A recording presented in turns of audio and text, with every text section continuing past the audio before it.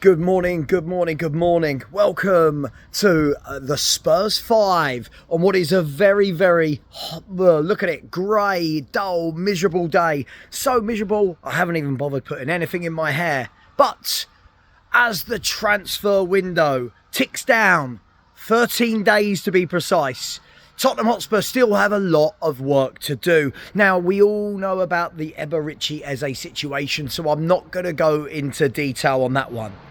But I feel like a lot of fans are almost acting as though it's fine. If you get Eze, that's it. The window's complete. There isn't anything else that we need to do. And for me, I just don't quite see it that way. I really, really don't see it that way. The way I'm looking at it is, yes, we need Eze, but Eze would be a replacement for Maddison, so to speak. Maddison is out for a year. Yes, he's not left the club, but it would almost be a replacement for Maddison. Now, Sonny is gone, and we've almost replaced him with Kudus on the right, which still means that we need a top-class player on the left. And yes, lots of people will go, oh, you're harsh on Johnson, and you're harsh on Tell, and you're harsh on Odegaard. But come on, guys, realistically, we're in the Champions League. If we want to be a bigger club, if we want to do better things, you've got to have better players than those on the wing. So, Savio. It came out of nowhere, didn't it, a couple of weeks back, maybe 10 days ago. And we all got our knickers in a twist, didn't we? It's what we do. We're allowed to do that with football fans. We all got very excited. God, can you imagine? Eze with Savio to the left of him, with Kudus to the right. Oh my gosh, what an attacking front three behind a striker. But it's proving a little bit more difficult than we would have liked. Now, of course, it's going to be a difficult deal. You are going to one of the biggest clubs in the world, Man City, and you are trying to take what is a very, very exciting footballer who many are tipping to be world-class in the coming years. Now, again, it all depends on what your metric of world-class is. It all depends on what you think of the footballer in general. But for me, this is a top player. And when you actually look at his data, other than the goal output last year, he is brilliant with everything. His passing, his ball carrying, his dribbling, beating a man, his crossing, assisting, everything is fantastic.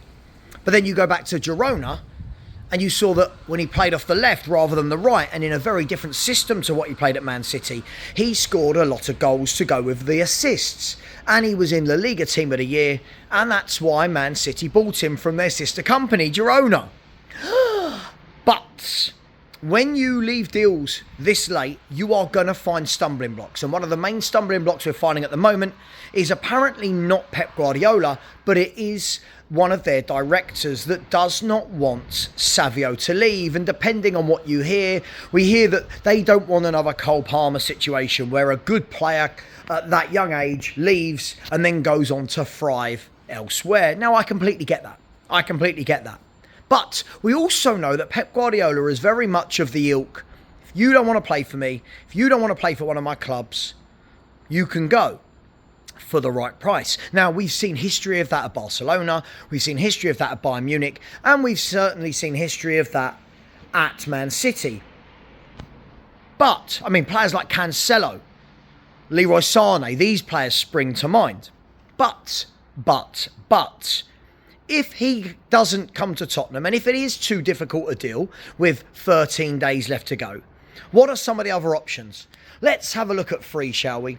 So you've got the likes of Mikatadze, who isn't such an out-and-out left player, but can float between the left and centre forward, which gives you two options. 24 years of age, had a really good Euros for Georgia, has really turned up trees this last year for Lyon, and is a very highly rated footballer. He's one that I thoroughly enjoy watching whenever I watch the French League. I really do enjoy watching Mikatadze play. He's strong, he's quick, he's powerful, and he grabs goals. For me, that would be a real no-brainer at, I don't know, what would he be, 40 million? I don't know, I'm making it up, 50 million? I don't know. So Mikatadze for me is definitely an option. As I said, he's very good with the ball, he's very good in tight spaces, he's strong, he's powerful. For me, good signing. But that's just me saying that. I haven't seen any links. There's nothing to say, yeah, this is the guy that Tottenham are after. Now, I don't know, we might get an alert in the next couple of days because Johan Lang works in the dark. He works in the darkness, so we'll see. Let me know your thoughts on Thfc. The next player is one that I'll save the one we are loosely linked with for last. But the second of the three players that I want to mention is a player who we all know, and I think most people would very much like to have in the Tottenham Hotspur team, and that is Mitoma of Brighton.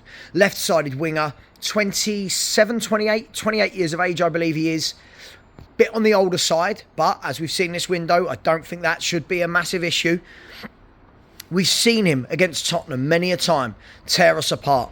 We've seen him give fullbacks a torrid time. And in 2 games last year, he really did give Pedro Porro the runaround. We know that he's tricky. We know he can beat a man. We know he gets the goals and assists. Is he the guy that you would want to see at Tottenham? How much would he cost? There are some reports saying, oh, it would be 70 or 80 million.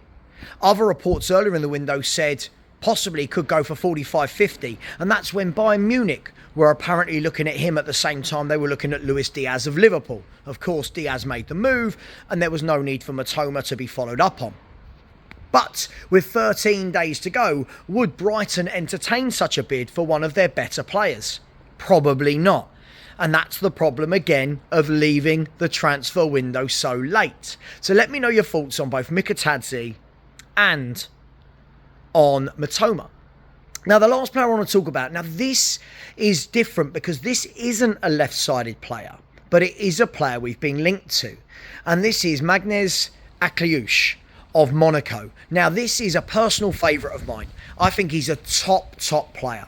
23 years of age, had some good goal output the last year, played in the Champions League for Monaco, has just broken into the French squad and now has had 6 caps in the last year.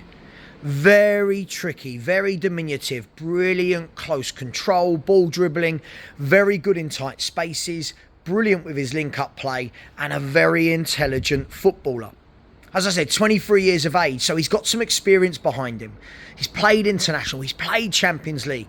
But yet still, I'm in Spurs WhatsApp groups where Spurs fans going, oh, but he's only done it in France. And those, I don't know what to say. He's only done it in France. Really? What do you say to that? What do you say? For me, this would be a really good player, but would probably change the way you play because he's more of a right-sided player or an attacking midfielder. But I think that gives you options. Can you have a tight 3 behind the striker of Kudus, Akliouche and Eze? Do they necessarily have to be left, right, centre? Can we mix and match? I don't know. Some people would prefer just have an out-and-out left winger. I get it. I would if it could be Savio. But I think the option is there with Akliouche. And if anyone hasn't seen him play, go and give this guy a watch. Very, very good. Very good size for a footballer. Good footwork, good dribbling, close control. And that's the thing that scouts look at first and foremost when they look for a player, right? What's their close control like? What's their passing like? What's their dribbling like? What's their technique like? Great composure as well. So listen, let me know what you think. That's just 3 options for me. There might be names that you guys want to put in. Maybe a Malik Fofana is one that people are interested in. There are going to be many names. Lookman is one that a lot of people are saying, well, hang on, go and get Lookman.